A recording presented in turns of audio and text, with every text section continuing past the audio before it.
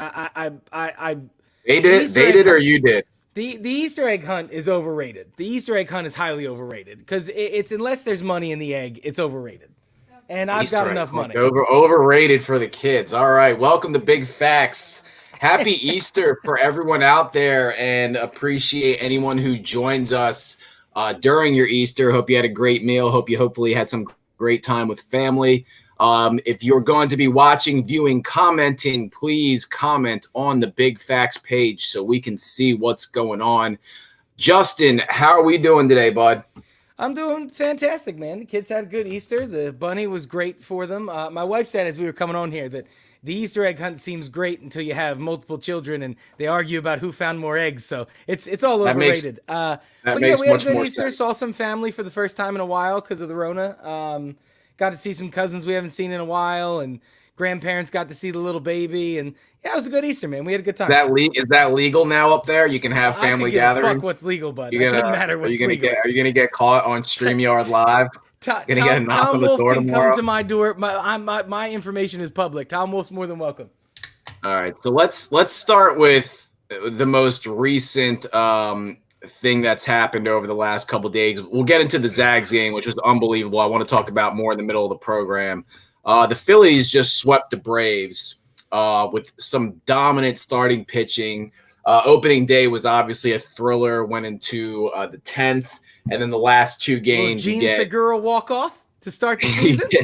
yeah, and then you get some absolute gems from Eflin and Wheeler. And I was watching Dude, all some the of way the across the board, man. Even that game by Nola, they yeah, have this team going in right. Like first of all, last year was the first year that Girardi had the team. It was that weird fucking COVID season with 60 yeah, games. There was a lot of reasons why that season did not go well last year for the Phillies.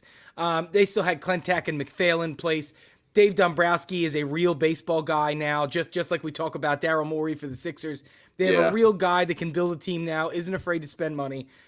Joe Girardi's got, I don't want to say continuity yet, because again, they only had 60 games last season, but these guys know him and his style a little bit better.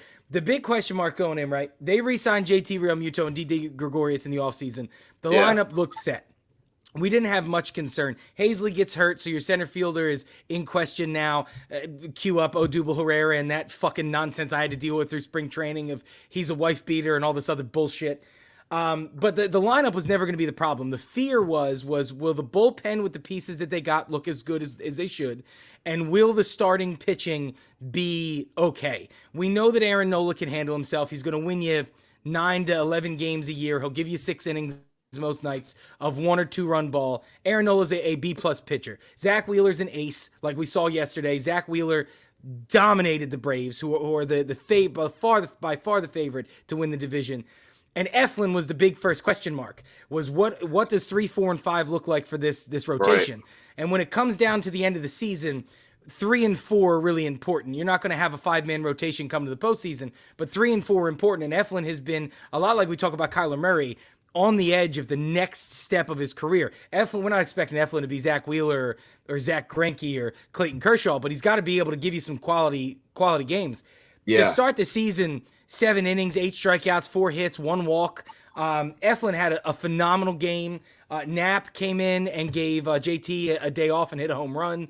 hmm, This team, I've been saying it, I've mentioned it a couple of times on here, and I know I've said it to you personally yeah, probably a dozen times. This Phillies team is so much better than they're getting credit for because of how bad last year was. When we talk about the Atlanta Falcons having a uniquely bad season last year, the Phillies were uniquely bad last year. They were yeah. way worse than their ability. And a sweep of the Braves to start the season is gigantic. It's huge. Now, one point I want to bring up too is like, what, this is Philadelphia, right? So there's certain parks that have just a different home field advantage, and there was 11,000 people there over the last couple days with some lifted restrictions. So you just made a point about comparing someone to a football player, and I want to also make a point. I truly think just when you're in a Philadelphia crowd, especially for pitchers, man, when I used to pitch, it was such a different game when there was a big crowd, a ton of people watching, than it was with just you versus the other team. And it makes a big difference For going sure. into the fifth, sixth, seventh inning for these guys that's arms are getting a little tired and the crowd's pumped up and Wheeler's still gunning at 98 in the seventh inning. It's a different feeling for Bryce Harper, a guy that feeds off it. So I start thinking to myself, I'm like, are we as a town, are we so down on the Eagles as well, not even realizing that by the time the season comes around, they're going to be at 75 to 100% capacity, it seems like. We're not sure how it's going to be, but they're planning on having backstage. I think it could be, man. I think it's going to depend on obviously what your roster looks like. You need talent to win football games, and after last season, this roster seems so devoid of talent in so many different places. But yeah, I mean, if Howie does he signed a decent safety in free agency. I'm not upset with that move. I'm not upset with moving from 6 to 12. I'm a little bit irritated about the timing of it. I think you probably could have gotten even more value if you waited until a day or two before, or even to draft night. But what's done is done. If they address the question mark now becomes Nick Sirianni, right? Like we know that Jalen Hurts has enough bare bones ability to be a Teddy Bridgewater or a Tyrod Taylor, meaning that if you put him in the best case scenario, he's probably going to succeed. So is Nick Sirianni capable of putting together whatever fucking Frankenstein amalgamation of talent Howie Roseman hands him? I think that X factor of the fans is going missing. I mean, this is again why I say I don't care what anybody tells me. The Tampa Bay Buccaneers are going back to the Super Bowl. I'm not ready to say that they're going to win that game right now. Back. I'm not ready to say. Yeah, all 22 starters for probably the first time since 1970. Since free agency started, I bet you it's the first time all 22 starters are back. I don't know that for a fact, but I can't believe that it's not. I would bet the same. It's for that same reason. Because of the level of engagement that Tampa Bay has recreated in that fan base. Having a 40,000 person stadium packed on Sundays at home, it's going to be a whole nother level of what they get out of that team. It's the same reason why I can't sleep on Kansas City once the fans come back, because they're a passionate fan base. And I think the point about the Eagles is a great point. I don't know how much of the 8,800 to 10,000 that have been allowed in those first three games for the Phillies made such a huge difference, because again, like you mentioned to me before we came on, they left a lot of guys on base. There was a lot of runners in scoring position that could have crossed, and the bats were a letdown. But again, the Braves have a very, very good staff of pitchers from the starting five all the way through the bullpen. So the fact that they underwhelmed there wasn't too big of a deal to me. But imagine being an opposing setup guy in the seventh inning in a one-run game. It's different playing a 60-game schedule with no fans allowed in a quiet stadium than playing in a stadium in Citizens Bank Park in the middle of July with 35,000 people there. It's just different. So there's definitely, I think the Eagles are better than what we think they are. I still think they're probably the worst team in the division, but I think that the entire division will be better.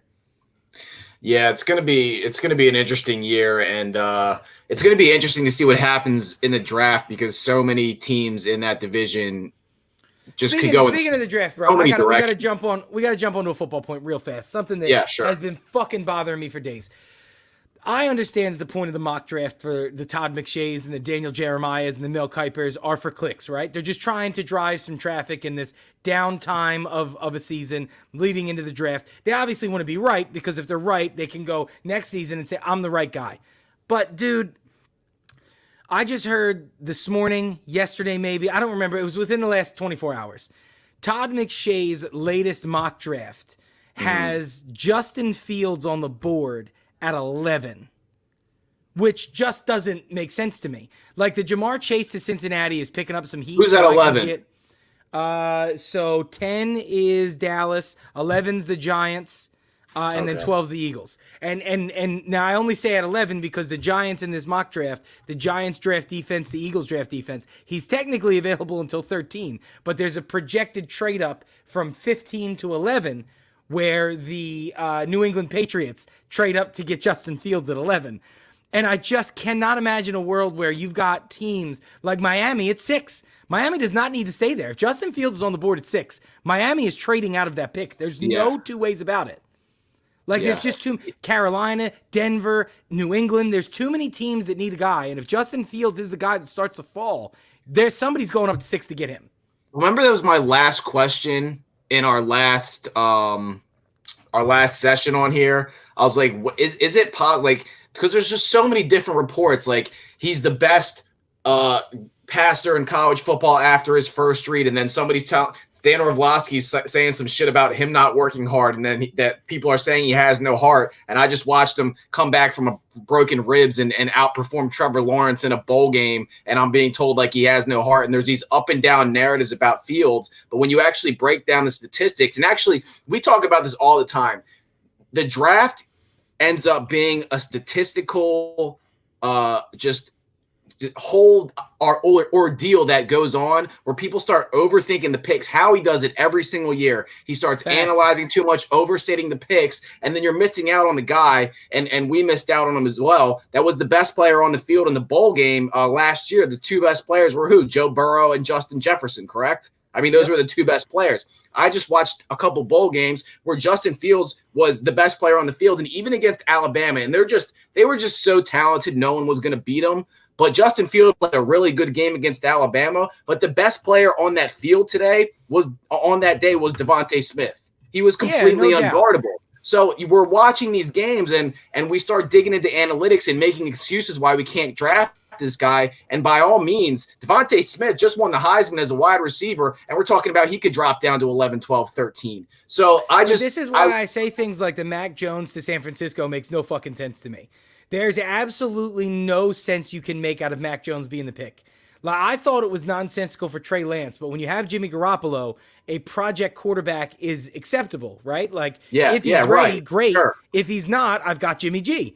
Right. Mac Jones makes no fucking sense. Mac Jones is as ready for an NFL job as he'll ever be. There's not really a high ceiling there, and you could have gotten him at where you were. Like, I just don't understand how it could be Mac Jones. Just like I don't understand how it could be Trey Lance, but far more don't get it for Mac Jones. It just doesn't. Well, I think you make a good point. That New England was moving up into 7 or 8 to go get Mac Jones, there's no point of going to 3 for Mac Jones. Well, you make a really good point because they've stood on this hill for Jimmy G, saying that even if they draft a quarterback, Jimmy G's staying on the roster.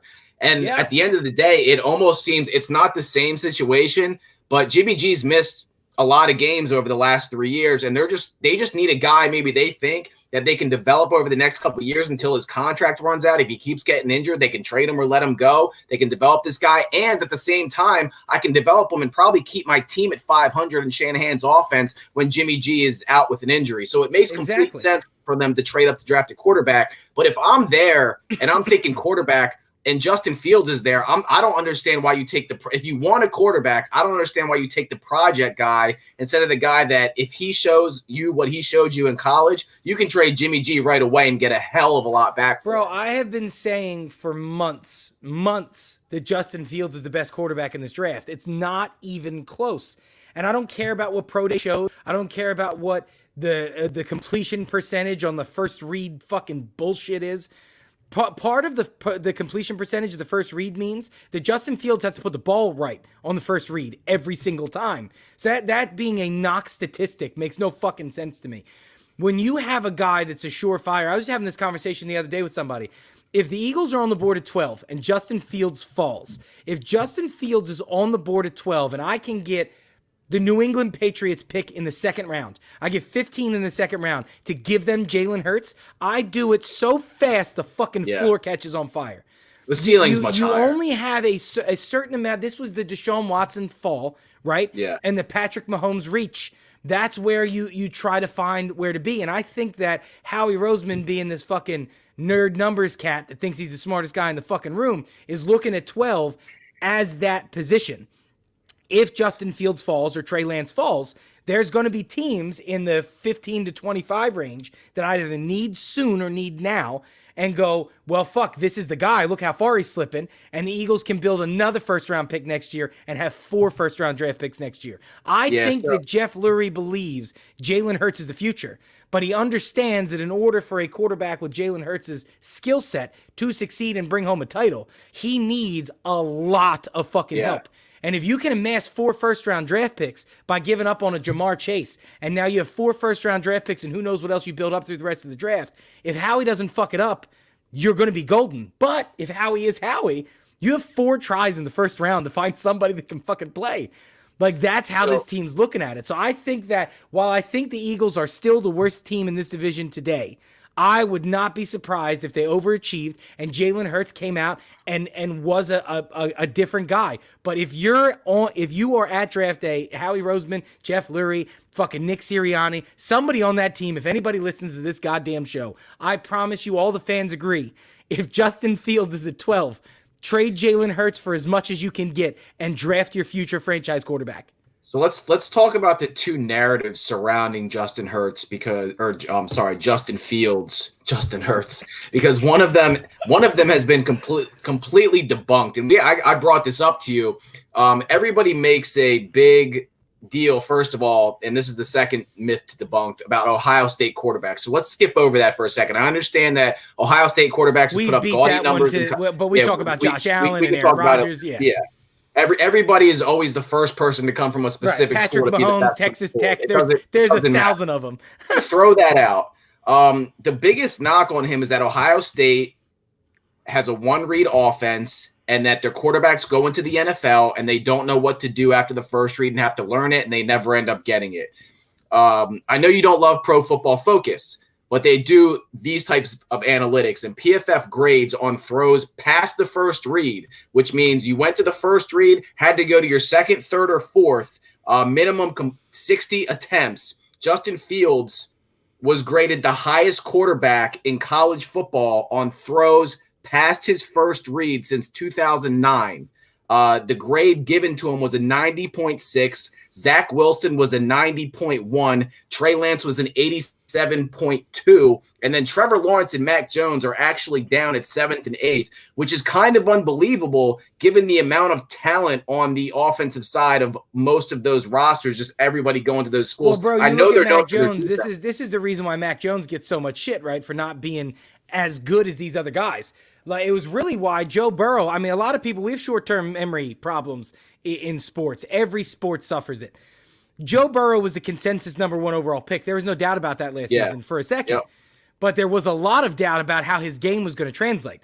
There was a lot of doubt about how him going to Cincinnati with a banged-up A.J. Green and a rookie T. Higgins and all the shit that they had and there. And the fact that he only did it in 1 year. Exactly. How would he translate? There was question, right? How are we not all taking one step backwards and remembering where we were a year ago? And why does Mac Jones not have any of those questions? Mac Jones looks like an NFL now quarterback because he had a Heisman-winning wide receiver and a number 2 option who very well could be drafted ahead of the Heisman-winning Heisman-winning wide receiver. Right. That is how are we not talking about this? Behind the offensive line they had and the running game that they had. Mac Jones might be this. I'm telling you, dude, Mac Jones, like I have the Trevor Lawrence, his name flashes, and Matt Leinart's picture pops up. Mac Jones is A.J. McCarron. They're the same fucking size. They have the same level of arm ability that we thought is there. They played for the same powerhouse school with an NFL offensive line, an NFL defensive line, an NFL running back, an NFL wide receiver against the rest of college. And that is, I think, part of the problem here. Justin Fields showed you against Clemson what he's capable of. He wasn't a one-read quarterback in that playoff game against Clemson. He went there. He broke down to 3, 4, 5 reads sometimes. Like he showed you he has the extra that thing that we can't put our hands on or name. He's going to shine in the biggest moments against the biggest players. And I'll tell you, man, if Ohio State's defense could have kept up with that offense at all, I mean, they were never close in that game. But they were never like that far where if the defense just got like 2 stops, like that's the game. And they just couldn't stop. They couldn't stop anybody. Exactly. He had an 87. He got hurt in an important game and stayed in and played. Like he's got this is the reason why, again, dude, people are sleeping on Jalen Hurts because the intangible gets overlooked when you're young and unproven. Jalen Hurts has been through some shit. And every time he's been faced with adversity, he took it in stride. He learned his lessons, whatever he needed to do, he improved. He came back and he took over. Whether it was after he came back at Alabama after Tua beat him for his job, or the second time Tua took his job and he went to Oklahoma and still performed. Like this is why guys like Trevor Lawrence are the anointed ones. This isn't basketball, right? We knew Zion at 16 years old was going to be, as long as he's healthy, a force to be reckoned with in the NBA. LeBron James knew it from day one. Go all the way back to Larry Bird and Michael Jordan. Basketball is a very different type of sport. In football, how many guys are anointed before they even show up on a college playoff game or wherever they might have to be in their pre-stage to the pros? How many guys that were quarterbacks that were anointed came out and became something, right? Like Peyton Manning, I can think of. Peyton Manning was the son of Archie Manning and was going to be the next thing. Eli was, but Eli wasn't as good. No way. I mean, there's Aaron Rodgers is a great quarterback, was not the anointed one, played behind Brett Favre. Russell Wilson, pick. Russell Wilson, third-round pick, was never an anointed quarterback, came out. But how many guys, 1 through 5 in the first round, are talked about for fucking months to exhaustion, burn out? Mitchell Trubisky, Josh Rosen, Paxton Lynch, who got traded up for in the late first round. Dude, there's so many guys where I don't see the value when they know that it's going to be there. They don't try as hard. Like, that was the concern with Joe Burrow. Joe Burrow was supposed to have been the guy forever, and he finally got it done in the 1 year he did. Luckily for him, was his year for draft eligibility. And you still had questions, and everybody still has questions. And when I look at the eye test, bro, this is what I think football comes down to so often. You and I talk about this all the time. Football especially. When I watch you play on the field, I can tell the difference between a guy that is worth me running the risk of my franchise on and a guy that would complete my rebuild. This is why I say Jacksonville's making a mistake. You don't start the rebuild with a quarterback like Trevor Lawrence, because if that guy doesn't have success early, he burns out. That's what happens to those guys. And that team is so far from complete. That's part of the problem for me. It's almost like a Tim Couch situation. It's like there's no one on that roster. Everybody knows he has the best arm and he looks like the best player, and then he has to go to this shit city and play for this shit team. And we'll see what happens. Baker took that shit team and did something with it, didn't he? Let's talk about that for a second. So there's been, and I just want to bring this up because we had a conversation about it on the phone. We compared somebody to Baker Mayfield. I forget exactly who it was. He's just a little more athletic. It might have been, I don't remember who it was. Just the ball came out of his hand the same way. He was accurate, whatever. So Zach Wilson. Was it Zach Wilson we were talking about? I called you and I said to you, is it me, or is watching Zach Wilson throw a football exactly like watching Baker Mayfield throw a football? So here's the thing with Baker. I disagreed with your comparison, but there was a lot of quarterbacks taken that year, and I'll go back and look up how many quarterbacks in a second, but nobody expected Baker Mayfield to be the first pick, and then all of a sudden Cleveland comes on the board and Baker Mayfield was the first pick, and I think Schefter reported it maybe 5 minutes before they made the decision that they were leaning towards taking Baker Mayfield, and everybody's like, what the hell are they doing?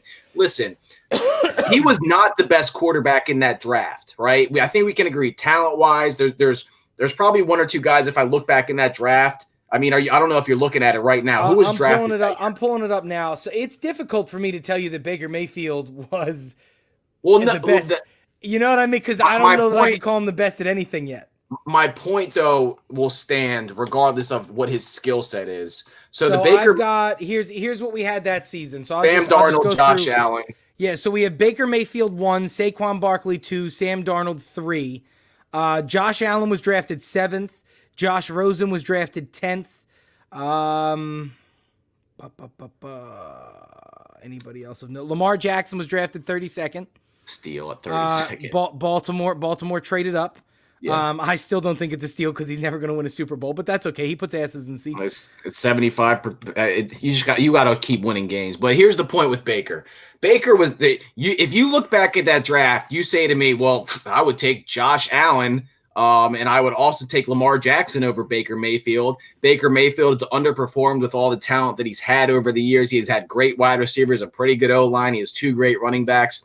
There has been situations in Cleveland over the last 10 years where everybody thought that with a new coach, a new GM, a new this, a new that, a better defense, that they were finally about to break through. And the problem with all the quarterbacks that went there is Cleveland, first of all, is a shit city to play in. It's hard to stay there for years at a time. And they just seem to have this this eerie curse over them, this dark cloud. And Baker Mayfield went into his draft interview and he was so confident in his ability. I don't care who drafts me. I don't care if I have to go to Cleveland. I'm going to win football games. So when you hear that from somebody, I'm not sure if there's anybody that sat down with the Cleveland Browns and had the type of ego where they're like, this guy can withstand Cleveland. And regardless of how high the ceilings are for the other guys, I don't know if they would get it in Cleveland. So we give them a lot of shit. I agree right? with you. I agree with you 100% about what you just said. I think Baker Mayfield's ego is the only reason why he's been successful. Because you got to be, you know how it is, bro. Again, coming from the sales industry, you and I have been in.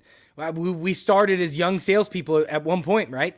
We know what it's like to be in a daunting place and question your ability. And if you don't walk around there like the biggest, baddest motherfucker on the history of time, you're going to die, right? Yeah. So, like, ego is important.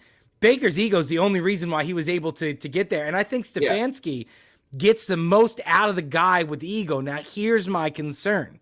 So, Baker may be the new age Donovan McNabb. That's my fear. My fear for that franchise is they will be relevant. They're going to win games. I would bet, if you asked me to lay $10 down, I bet you that over the course of the next 10 seasons, Baker probably wins double digits twice in 10 years. I think that they can make that happen. I think what they've got going on is a good enough foundation to get there. But I don't know that they ever make it over the top because of the size of that ego. Now, if Baker is just a little bit better than Donovan, all he has to do is squash that down the moment it needs it, and then you move forward. But my thing with the pick is, even if it never works out and you never win a championship with Baker, you just needed someone to lift that cloud over you and show the Cleveland Browns that they can be a winning franchise. So at this point, if 3 years down the road, you can move on from Baker. There's no longer a cloud over the Browns. They have now been a good team for a couple years. They won a playoff game. They're not like the little brother in the division anymore. Pittsburgh's been stomping on them. The Ravens have been stomping on them for years. 3 years from now, whoever 3 years from now Phillip Rivers is probably goes there on a 1-year deal if Baker leaves. Maybe, because of what they've built. You do have, exactly like I just said, the foundation exists, and I think that they turn that franchise around with a pick, and that's what these teams. Let me ask you this question. Who's the most likely? I'm going to make up a list. We know that Jacksonville is going to take Trevor Lawrence. Let's just assume that the Jets go with Zach Wilson. Let's assume that the Niners go with, I want to say Justin Fields, but all the reports still say Mac Jones. So let's assume that they go with Mac Jones. And then let's say that Denver ends up with Justin Fields, and who gives a shit about Trey Lance? North Dakota State, I don't care. You talk to me about Ohio State one-read offenses. North Dakota State's a fucking high school team. Anyway, those 4 guys end up there. What guy makes the biggest difference and what guy turns around the franchise? Now, obviously, Jacksonville and New York really have reputations, right? Like Denver's reputation's not that bad. But what guy goes in and immediately changes the culture? Well, it's not going to be San Fran, right? Because they already have their guy, and unless he gets hurt, the other quarterback's not playing. Unless ends up being Justin Fields, and he just shits on Garoppolo in training camp, like they're not seeing the field, right? Jacksonville has made a lot of little moves in the offseason as well as the Jets, but I'm not sure if either of them are primed to just take a quarterback and all of a sudden win 6 to 8 games. Well, no, so I don't mean in year one, because Cleveland wasn't year one, right? Baker had a struggle year. I mean, what guy with it? Baker was drafted in 2018. He's got 3 seasons. What guy makes that fast of a turnaround in this draft? What guy's most likely do you think? Well, it's not the really bad teams at the top of the draft, right? So if Fields falls to the Broncos and he's already got a crew of wide receivers and a pretty good running back, and he just needs to shore up the offensive line, and you're playing in Denver at Mile High, it's going to be Fields. So it depends on the situation. I'm glad you said that, because that leads into what my true question is. Yeah. So we're both, I don't want to call us out on Mac Jones, but 3's too high. We both agree, right? Like Mac Jones is a first-round quarterback, but not that I wouldn't high. Even take Trey Lance at 3. I wouldn't take anybody but Zach Wilson or in the top 5 or Lawrence, except Fields. Yeah. If somehow, some way, the right thing happens in San Francisco and Justin Fields goes at 3, and Trey Lance is the next guy off, and 10 comes, and Mac Jones is on the board, not 10, 9, that's where the Broncos are drafting, and 9 comes, and the Denver Broncos are on the board, and Mac Jones is there. Does Mac Jones make the Denver Broncos a potential wild card team with what they have there? No. Really? No, because you're talking about a guy that's a dual threat versus a guy that has to stand in the pocket and try to make the Broncos better. And I just like the Broncos. They've tried to draft one dual threat guy, who's Paxton Lynch. He just had a terrible arm, and he just wasn't a. Wait a minute. He just wasn't.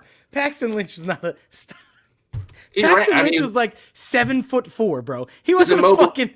He was a mobile QB. He could move around, but he was not Lamar Jackson. That's why they drafted him. If I remember correctly, bro, that's exactly why they drafted him, because he could run around a little bit. Paxton Lynch was a fucking scarecrow. What do you mean dual threat? Hold on. I don't believe that. So I remember him coming out of college. I know he was 6'7". He was a motherfucker. How are you a dual threat quarterback at 6'7"? I mean, your own point makes no sense. Okay, yeah, I'm thinking of someone else. So I don't know who you're thinking of, and I knew it was somebody. I don't know who I'm thinking about. Fucking so you go with Paxton Lynch. So you go with the dual threat guy. I don't know if you trust John Elway to keep making decisions on quarterbacks. So like Mac Jones obviously you would choose Justin Fields, but I'm making up a world where Justin Fields isn't there. Is Mac Jones a good enough quarterback with that receiving core in Denver to make a difference? I don't know how you can say no to that question. Is Devontae Smith and Jalen Waddle there, and are they better than every other secondary in the league? Jerry Jeudy is a very good wide receiver. I know. Behind Jerry Jeudy, they're not A+ across the board, but they have a decently young, good receiving core there. Like they're not. You just made a point a minute ago. If Justin Fields got there, that the running game isn't too bad either. Their offensive line's not great, but it's not the worst. Mac Jones, who's only 20-some years old, I know he's not fleet of foot, but he's not stone-footed. He's not 40. He can move around a little bit. I think that the Denver Broncos may be an 8 or a 9 win team with Mac Jones, which is why I think it's an absolute fucking mistake for San Francisco to take him. Mac Jones makes your team worse than San Francisco. Mac Jones makes the Denver Broncos significantly better. It has to be the only pick for better than Broncos. Fields?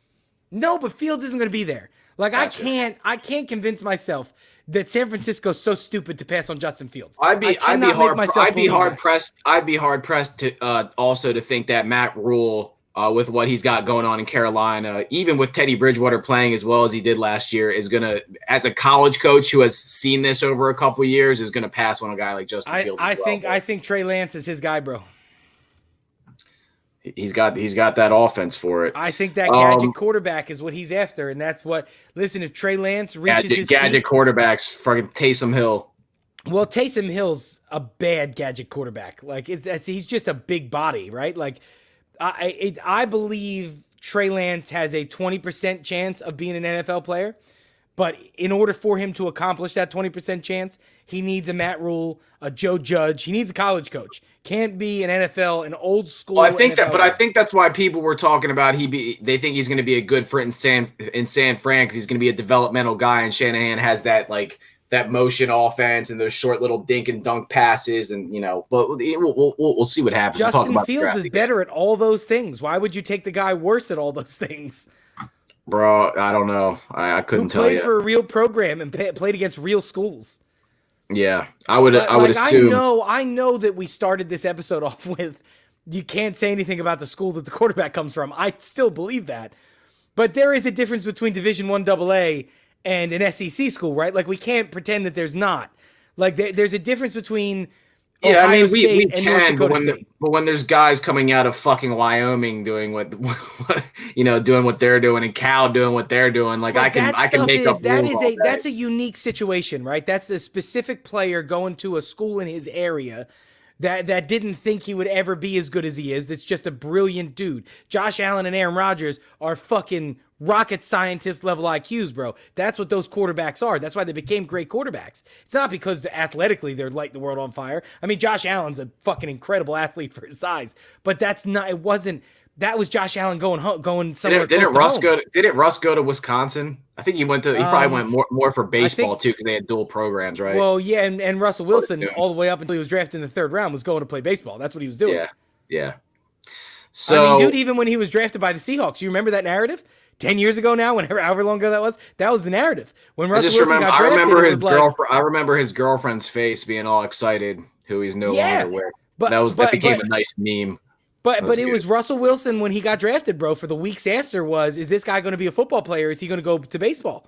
Yeah. And it's again. Well, they did the same thing with Kyler Murray. They did the same thing with Kyler Murray, and he was walking around like, no, I'm playing football. Or I can't answer that question for a while. And he's like, yeah, I'm going to play football. Because like, damn right, you're going to play football. You're going to be the number one pick. Sure. So I take that football money too. So let's transition to some basketball. Do you want to start with this Zags game, or do you want to start with the Sixers? I don't know that I'm ready to talk about what happened. I haven't even looked at the final score because they were down 28 when I got home. Well, we don't need to talk about the Sixers tonight. We talk about so let's talk about this. We had this discussion before Embiid went out, and a lot has happened just in the NBA in general. Seedings have changed. The playoff picture starting to clear up a little bit. KD's still not playing. LeBron's still out. The Nuggets are going on runs. Michael Porter Jr. is playing out of his mind. Utah's still blowing people out. The Clippers just look like they're going to clip. The Phoenix Suns are second in the West. And Brooklyn, playing without Kevin Durant, is still tied with the Sixers, who were playing without Joel Embiid. But they've been playing without KD now, for 6 weeks? So we talked about Joel's MVP chances. If the team was really good without him, that he would have to be insanely dominant over the last 25 games to have a chance to win MVP. LeBron looks like he's not coming back for 4 weeks, so he's going to be out of the MVP discussion. So at this point, it's come down to basically 3 guys that people are talking about, which Dame is starting to get more conversation about this. James Harden's still getting some conversations, and some writers are going to write him off just because of what happened in Houston. But he is carrying that Nets team with Kyrie Irving without KD. And who's the other Dame and Nikola Jokic? Well, Nikola Jokic is the MVP right now. Yeah, he's playing. Denver is playing. I would not be surprised if Denver actually made it out the West either this year or last. And it's not because of Jokic. It's because Murray's playing finally as well as he was in the bubble. And Michael Porter Jr. is playing exactly the way that teams thought he was going to be coming out of college. And I'll tell you one thing about you and I talked about Michael Porter Jr. when we first met each other a couple years back at the Outlet. That was our first basketball conversation. I wanted the Sixers to pick him so badly, and I remember he was available for them, and I was pissed off about it. But here's the thing: given the way that the Markelle Fultz situation happened, and also the way that the previous draft pick, what was his name, Zaire Smith, happened with these weird injuries, and then Ben Simmons' injury history, but it took him a couple years to get started. Embiid's injury history, Nerlens Noel sitting out the first year. It is very possible that Michael Porter Jr. would have never stepped foot on the Sixers floor before the fans just ran him out of town and he got traded to somewhere else anyway. But Michael Porter Jr. is as good as he was advertised in college. He's an absolutely phenomenal. Michael Porter Jr. they were correct on, just like they were correct on Markelle Fultz. Markelle Fultz wasn't the consensus number 1 draft pick until 5 months before the draft, 4 months before the draft. And again, this is why the tournament skews idea. I mean, Ty Maxey, if he becomes a real player, we were a beneficiary of not having a tournament, because that guy in a tournament on a college team is a different type player. Like De'Aaron Fox, right? That's who he reminds me of. De'Aaron Fox was a 18 to 24 pre-tournament. Tournament came, shot up every fucking board because he was all energy. He was fast paced, up and down the court, aggressive, big body. So Michael Porter Jr. probably does get ran out of town. I don't want to say he doesn't, but I don't know that Michael Porter Jr. would have had the level of expectations that, like, Zaire Smith and Markelle Fultz had 2 different levels of expectations. I mean, Zaire Smith was built up, but that was the fucking fault of the front office. We built them all up after we drafted them. Yeah, the Colangelos wanted everybody to believe that every fucking guy they drafted was the next Kobe Bryant and Michael Jordan, and they just aren't, because they were bad at fucking drafting.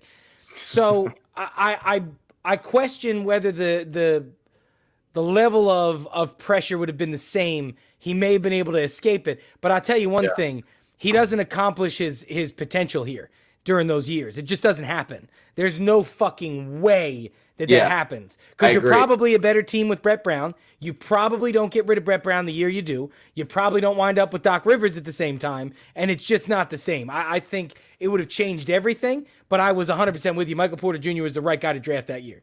Yeah, and he kind of plays in the position that we ended up, Jimmy Butler and Toby ended up playing, as well. Embiid came back last night. I thought it was funny that, and I'm not sure, like he obviously sat out tonight. I thought it was funny that he marked the Timberwolves game just because of his history with Karl Anthony Towns. Well, they ended up winning that game by 10. So they went 7-3 without Joel Embiid. Call it 7-4 because he sat out tonight and they got fucking slaughtered. Yeah, you can call it whatever you want, but the stretch of games he was out was 7-3. That being said, the best part about that was during that time frame, and now in the rankings, the Sixers have the number 1 rated defense with or without Joel Embiid in the NBA, which means that even when Embiid is out, there's other guys that are carrying the offense enough to get wins, and Dwight Howard is doing his job at the rim on defense. And I have been listening to a couple Lakers fans on Sirius XM, and I was asking you this question 2 or 3 months ago, Justin. Marc Gasol this year, who for whatever reason the Lakers decided they were going to get rid of JaVale McGee, they were going to get rid of Dwight Howard, and at the last minute they signed Marc Gasol. Marc Gasol is averaging 4 points a game on 40% shooting and can't play defense. Last year, in less minutes, Dwight Howard for the Lakers averaged 7 or 8 points and 7 rebounds in about 12 to 15 minutes a game. They obviously just signed Andre Drummond. Do you think the Lakers, if they get back healthy, are going to have enough time to get together and make that run through the West with how good the West is right now? Yeah. You still think they're the overwhelming favorite? It's LeBron James. Yeah. We try to question it every year, I feel like. Yeah, no, but you can't. It's LeBron James. No. Wait, here's the other thing though. The last time he was injured for an extended period of time was 2 years ago, and they ended up missing the playoffs. Yeah, but he'll be healthy for the postseason, and they're going to be in the postseason. Yeah. No concern. Yeah. Okay. No concern. So LeBron James in the playoffs is a different. If you're not an avid NBA fan, you just don't understand the difference between regular season LeBron and playoff LeBron. If you genuinely ask yourself that question, when LeBron James makes the playoffs, he goes to the finals. That is just the truth.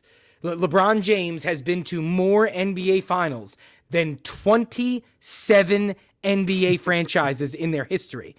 Yeah. I'm going to say it one more time. I know you know it, but for those who are going to listen on Spotify, I'm going to repeat it.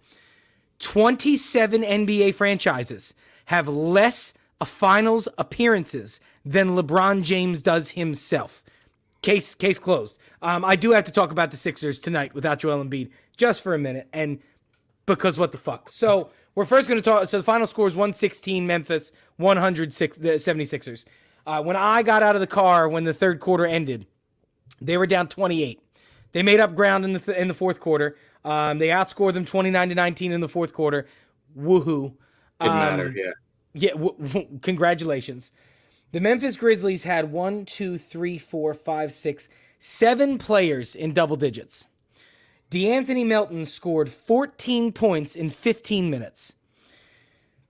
Jonas Valanciunas had 16 and 12. John Morant had 8 points, 10 assists, and 5 boards. Desmond Bane had 14 points, who we loved coming out of the draft. Yeah, we did. Yeah. Clark had 15 points. Brooks had 17 points. Everything that Memphis shot fell. At one point in time in the game, I heard on the radio, the Sixers had 17 assists on 26 field goals. And the next stat that the radio shared was that the Grizzlies had made 14 three-pointers. 26 field goals for the Sixers as a team. Yeah. 14 threes for Memphis. Yeah. Crazy. Now let's talk about Joel Embiid comes back last night. The entirety of the game plan changes, right? When you have Joel Embiid in the game, everything changes. This is how bad that effect was because Joe had to piss off Cat again.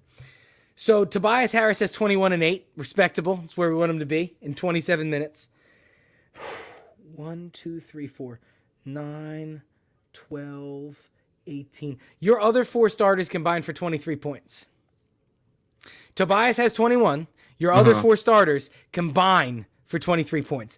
The only other 2 guys in double digits were Shake Milton with 14, which happened before the fourth quarter because he had that when the third quarter ended, and Paul Reed in trash time had 10.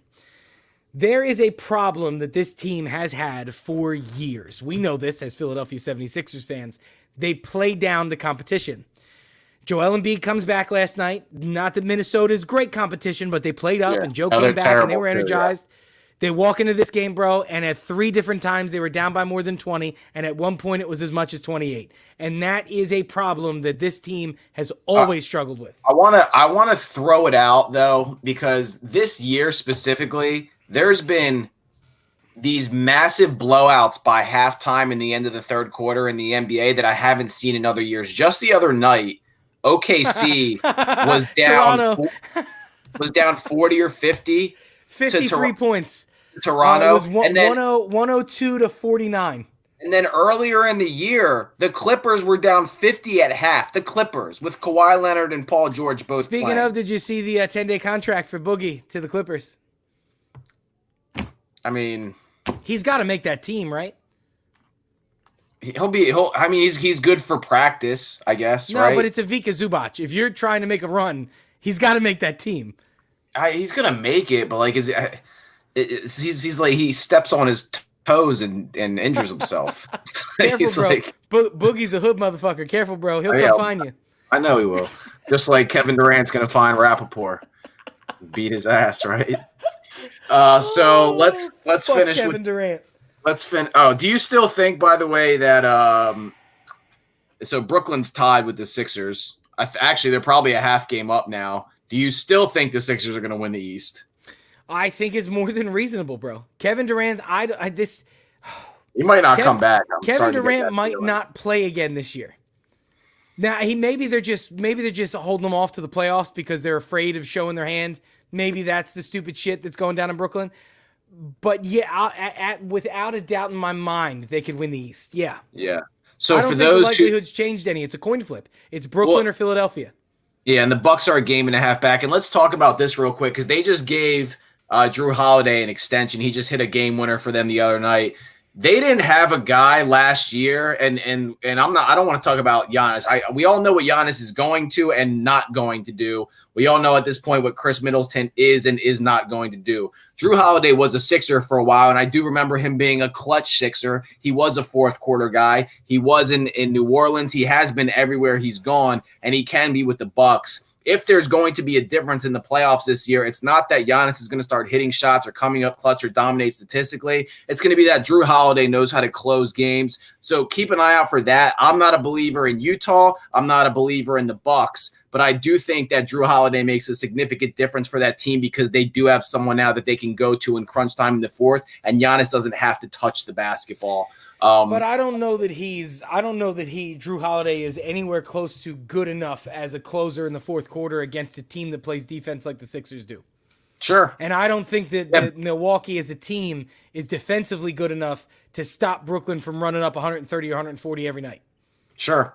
Yeah, I mean, it's to be honest with you, man, if Kevin Durant, I think the NBA is better with Kevin Durant on the basketball floor. I love watching him play basketball. He was supposed to initially be out 2 to 3 weeks. I think it's been 6 now, maybe 5. I'm not sure, but it's starting to feel like they're not going to start getting him ready until they have to condition him to start running around for the playoffs. And that's just a sad thing for Brooklyn. But I never thought if you had sent this year, because so many things were happening in Houston over the years, if you had kept D'Antoni as the coach there and sent Kyrie Irving over to Houston, do you feel like this would have been the result, or do you think it's just because they're in the East?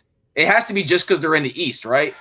Because those two in my mind are not a first place Eastern Conference team. Well, what changes is the talent disparity East versus West has changed a little, right? Like I know LeBron went West, but James Harden came East. Russell Westbrook's in the East. Kevin Durant's in the East. Jimmy Butler's in the East. Pascal Siakam. Like, there's guys, right? So, Jason Tatum. There's guys. What I believe separates the East and the West so far, though, like where they're so far different, is coaching. It's just coaching. There are significantly better coaches. Like, who's a better coach? Mike Malone or Steve Nash? Mike Malone, right? I'm going to disagree with that because get through one show. I can't get through one fucking show. Because we've been talking about. How are you going to defend a first-year coach, Steve Nash, against? That's not the answer to the question. I wasn't going to say Steve Nash. It's Well, not that Steve was the Nash. question. The question was who's better, Mike Malone or Steve Nash? Mike Mike Malone's Malone. better. So the Yeah. coaching in the West is just better all But the way you're giving across the me board. my point was going to be you're giving me an example of one team when for the past year we've been talking about Brad Stevens and Eric Spoelstra being two of the best coaches in the league. And I know the They Celtics are are. having an awful year. So and But Brad Stevens here's the has difference. not looked good this year. Even in the bad teams in the West, Greg Popovich is a coach. Right. Even in the bad teams, right? Like Van Gundy's a fucking throwaway. But Yeah, just he's like there's throwaways in the East. terrible. But there are, and Brad Stevens, dude, again, I mean, we see Tori on Facebook every fucking day, it feels like sometimes, on team fucking burn Brad Stevens' house down so he has to move out of town. Like that, Brad Stevens is faltering, bro. Like Eric Spoelstra won something. Now, it took LeBron and Dwayne Wade and Chris Bosh, but Spo won. And Spo's built on that. Like Brad Stevens never won. I think Brad Stevens could be one of these guys that we look at in a couple years and go, man, we thought this guy was the next dude, and he's just not it. They've got enough guys to figure out how to be better than a 500 basketball team. The Knicks are ahead of them, the Hawks are still ahead of them, and the Hornets are still ahead of them. Bro, The it's like Heat, Nick Nurse in Toronto. Like Nick he's Nurse was he's the a good next coach. guy. Yeah, they don't. I mean, their roster is their point guard's old. They've developed a bunch of second round guys. Pascal Siakam's a star. I mean, they're just not a very good team. They had one of those lightning in a bottle runs with Kawhi that the Eagles had like to the Super Bowl in 2017, where people got injured in the other conference. KD tore his Achilles. They went through the East on a lucky bounce. Like it was a lightning in a bottle run to the championship, and they're never going to get anywhere close to that for the next decade. But it doesn't mean he's not a good coach. But you do have guys, bro. Like Pascal Siakam's not Giannis. I don't take away from that. But you have OG Anunoby, you've got Fred VanVleet, you've got Kyle Lowry still. You should be better than you are. If you were as good a coach as you tried to fucking sell me in the last couple of years, you should be fucking better than you are, and you're not. I mean, again, Spo is the prime example of that to me. Spo is the guy that has shown you year after year, team after team. It doesn't matter. He's going to make the playoff, and they're going to be a tough matchup. Exactly, because he gets guys to play for him. For sure. And this is what... Go ahead. Yeah, no, by the way, we were trashing the Heat a couple weeks ago, and they're now the 4th seed. Now, there's a big gap between 1, 2, 3, and 4. The Bucks are a game and a half from first place, and the Heat are the next team down, and they're 8 games back. So it's really a 2-team race, but if you want to throw the Bucks and they have like this magical run, you could do it. But Spo is coaching this team up where they're going to be – I mean, they're going to end up playing the Hornets, and they're going to sweep them. To me, this is why it's imperative for the Sixers to be the 1 or the 2.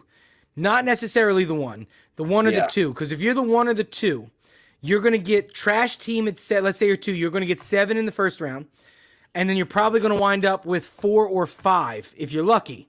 And 4 or 5 is hopefully not going to be the Heat. Hopefully the Heat just give a fucking problem to the Bucks or to the Nets or wherever the fuck they fall. And you don't, unless you meet the Heat in the conference finals by some fucking divine thing happening. I wouldn't be surprised. You don't want to see the Heat unless it's in the Eastern Conference Finals. Because by that point, you'll have enough momentum rolling, you'll be fine. But you can't face the Heat in the first round. Like, this is why 1 and 2 is so important. Where the Heat are going to be between 4 and 6, you can't fall to 3. You have to stay between 1 and 2. The Sixers would have to take an incredible dive to finish past 2. It would have to be incredible. I mean, there's 30 games, 20 games left, 25, something like that. And they're 8 games up from the 4th seed. So awesome thing, kind of. How great would it be to get a Celtics matchup in the first round, who are the 8th seed right now, and the Sixers just sweep the fucking Celtics? I would love to see that. After last year, it would be perfect. And let me tell you something. You want to start Joel Embiid's playoff run off hard? That's how you start Joel Embiid's playoff run off hard. They're going to be amped up for that. So at this moment, they would play the Heat, and then they'd play the winner of the 4-5, the Celtics, and then they'd play the winner of the 4-5, which would be the Heat. That's not really an easy road to a conference finals, but those are 2 teams that you'd really like to kind of see what they got, because if you can't get past the Celtics and Heat, you don't deserve to be in the conference finals anyway. They're typically well-coached teams that have superstars on them. So that's where you want to go. Listen, I need to say this. James Harden's body is breaking down. I don't give a fuck what any of you motherfucking James Harden lovers try to tell me. James Harden's 32-year-old body is breaking down. It's happening. Like James Harden has had What two different. where is this coming from? James Harden has had 2 different quad strains this season alone. It's been a nagging thing he's dealt with his entire career. He comes in overweight. Hold on. Kyrie Irving cannot win alone. And I'm telling you, if Kevin Durant is their secret weapon come the playoffs, I don't care if it's the Heat, I don't care if it's the Celtics, I don't care if somehow they draw the Sixers in the first round. Whoever they play is going to play Kevin Durant like it's 1996. And Kevin Durant is coming out of that series. He will not make it through if he's actually hurt. And if that happens and you now start to work down James Harden, this team is on the brink of collapse. Like, just imagine a world with me. I want to take you on a trip. What, Blake and LaMarcus Aldridge don't do enough for you? I want to take you on a trip. I want to take you on a trip where the Sixers sweep the Celtics.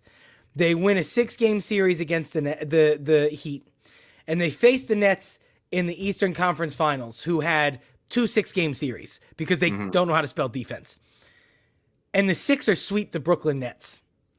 That has to be the shittiest end for that Brooklyn franchise. I think that the ownership of the Brooklyn Nets would rather have to walk down Broad Street to Independence Hall butt naked on live television than get swept by the Sixers in the Eastern Conference Finals. Yeah, put more money in their pocket to win. The level of letdown that I feel coming to the Brooklyn Nets is going to be catastrophic to that team.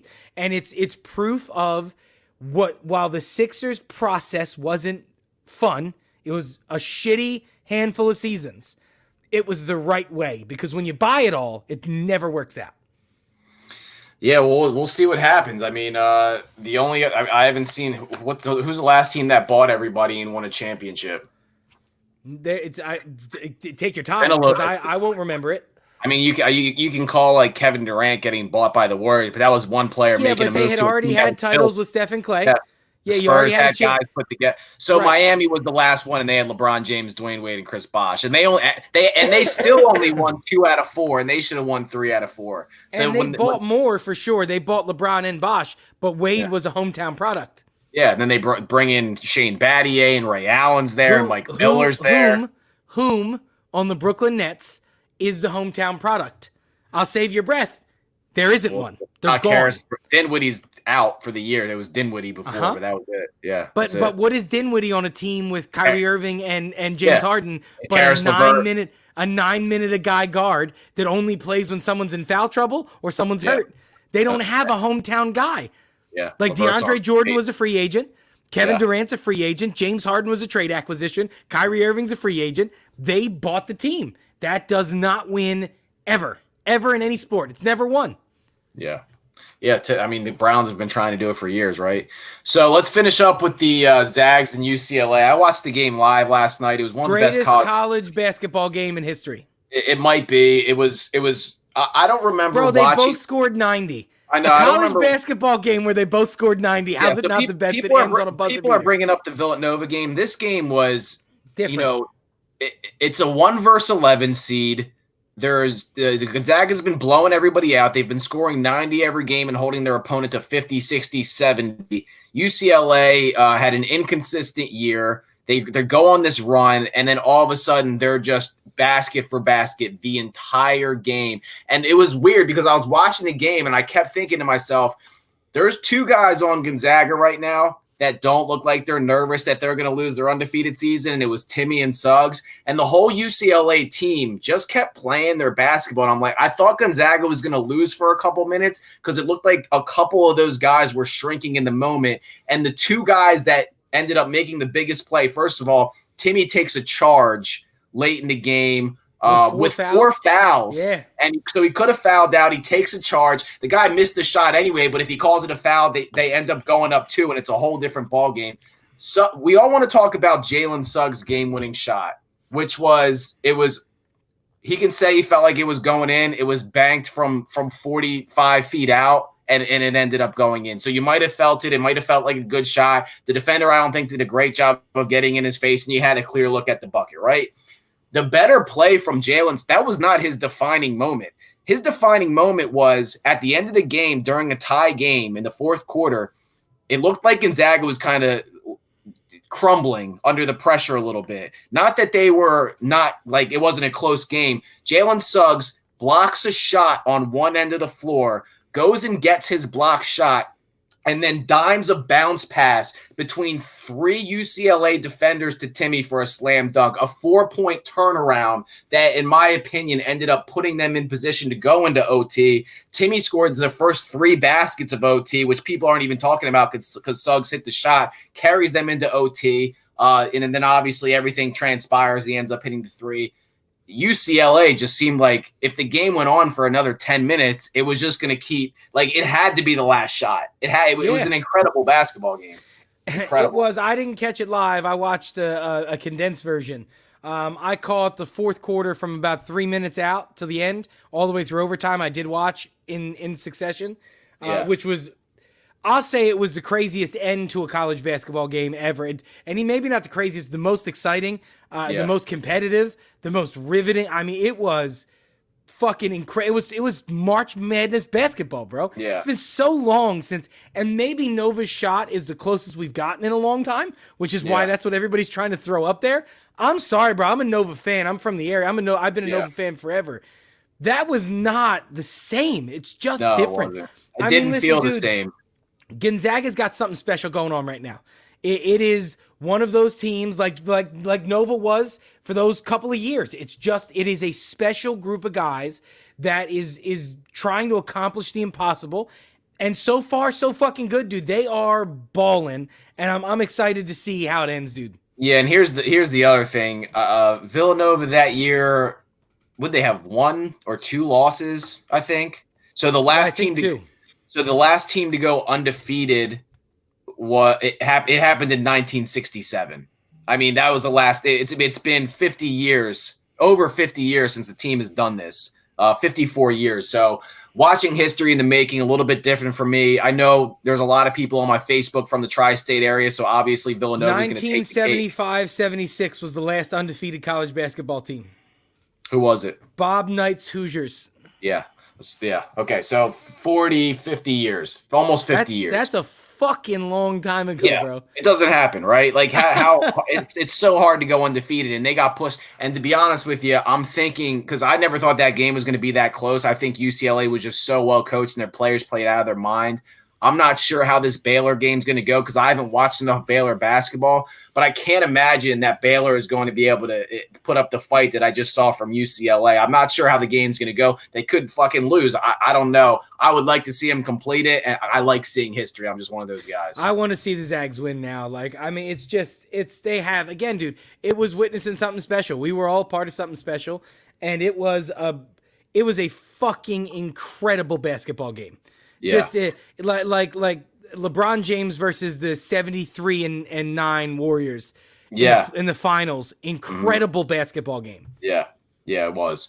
So that's all we got tonight for Big Facts. We'll be back Wednesday. We're going to start having a little bit of a rotating, I guess you could say, cast coming on with us. We got our first guest coming on Wednesday. Yeah, on Wednesday. Rich used to work with us at our friend Rich Galman, who is a monster 49ers fan. I can't wait to pick his brain. I know he's a Justin Fields fan like I am. We're gonna have him on 15 or 20 minutes, a little under half the show.